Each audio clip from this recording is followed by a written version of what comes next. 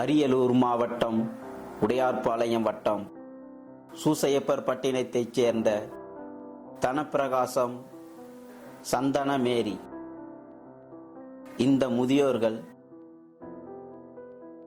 தான் உழைத்து சேர்த்து வச்ச சொத்துக்கள் அனைத்தையும் தனது இரண்டாவது மகனால் அபகரிக்கப்பட்டு தன்னுடைய அடுத்த வேளை சாப்பாட்டிற்காக மற்றவரிடம் கையேந்தி நிற்கும் நிலைமை.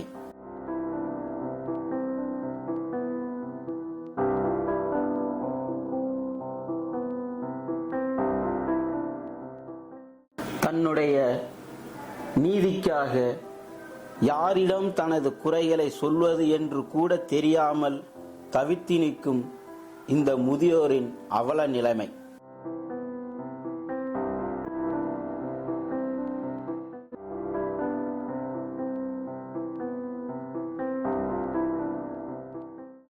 எத்தனை விழிப்புணர்வு வீடியோக்கள் சோசியல் மீடியாவில் வந்தாலும் சொத்திற்காக தனது பெற்றோர்களை பிச்சைக்காரர்களாக மாற்றிக்கொண்டிருக்கும் அவல நிலை நம் நாட்டில் இன்னும் இருந்து கொண்டுதான் இருக்கிறது. இவர்களுக்கு நீதி வேண்டும். அரியலூர் மாவட்டம் உடையார்பாளையம் தாலுக்கா சூசையப்பர் பட்டணம். என் பேர் சந்தனமரி, அவங்க பேர் தனப்பிரகாசம். எனக்கு 4 பிள்ளை, ஆணு 2 பொண்ணு 2.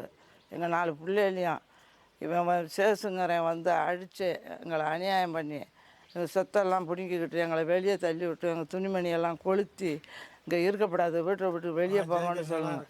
15 ஏக்கர் நிலம், 3 போர் சுட்டு எல்லாத்தையும் வச்சுக்கிட்டு எங்களை அநியாயம் பண்ணி அக்கிரமம் பண்ணி எங்களை வெளியே பேர்த்தி தள்ளி விட்டுட்டோம் சாமி. கொட்டாயில் வந்து நாங்கள் குடி இருந்துக்கிட்டு நாங்கள் தண்ணிக்கு தாளம் போட்டுக்கிட்டு எங்களுக்கு ரொம்ப பெரிய இதாக இருக்குது சாமி. 3 வருஷமாக ஆச்சு எங்களை அடித்து வெளியே துரத்தி உங்களுக்கு சொத்து இல்லை ஒன்றும் இல்லைன்னு சொல்லி திருட்டுத்தனமாக என்னை கூட்டி போய் அடித்து வாயில் துணியை வச்சு அழித்து கையெழுத்து வாங்கிட்டான் என் சின்ன மகன் சேசுங்கிறவன். அதுக்கு பிற்பாடு போலீஸ் ஸ்டேஷனில் கொடுத்தேன், அவங்களாம் ஒன்றும் கவனிக்கலை. கலெக்டர்கிட்ட கொடுத்தேன், அவங்களாம் ஒன்றும் கவனிக்கலை. அவன் மருமக அங்கே கலெக்டர் ஆஃபீஸில் வேலையில் இருக்குது. எல்லாம் சேர்ந்துக்கிட்டு அமைக்கப்படுறாங்க. எல்லாம் என் சொத்து. நான் வீடு கட்டுறது என் இடம். இப்போ வீடு வாங்கி நான் இடம் வாங்கி நான் வீடு கட்டியிருக்கேன்.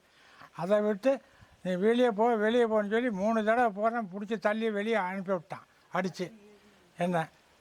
அதனால் எனக்கு வந்து என் நிலம், என் சொத்து, என் வீடு இப்போ சாப்பாட்டுக்கு ஒன்றும் இல்லாமல் தடுமாறிட்டு கிடக்கிறோம். எனக்கு வயசு 85 86 ஆகுது. ஆனால் இந்த வயசில் நான் போய் எங்கெங்கே வேலை செஞ்சு பிழைக்க முடியுமா? அதனால் ஐயா பண்ணாத வேலைலாம் என்ன பண்ணிவிட்டா, இந்த 2 பேரையும் வெட்டி விட்றேன்னு அலையிறான், ராத்திரி பகலாம் அலையிறான். வெட்டி விட்டா இப்போ வெம்பு இல்லைங்கிறான். முதலமைச்சர் ஐயா, இங்கே பத்திரத்தை ரத்து பண்ணி எங்களுக்கு நீங்கள் உங்கள் வழியை காட்டுங்க சாமி. எங்களை அடிச்சு இந்த மாதிரி செஞ்சுட்டோம் சாமி, எங்கள் பத்திரத்தை ரத்து பண்ணி கொடுங்க சாமி. சாப்பாட்டுக்கே வழி இல்லாமல் வழி இல்லை சாமி. சாப்பாட்டுக்கே வழி இல்லாமல் நாங்கள் கிடந்த தெருவில் பிச்சை எடுத்து திங்கிற அளவுக்கு விட்டுட்டாங்க எங்களை. அதனால் இந்த பத்திரத்தை ரத்து பண்ணி முதலமைச்சர் அவர்கள் எங்களுக்கு ஏதாவது வழி காட்டணும்.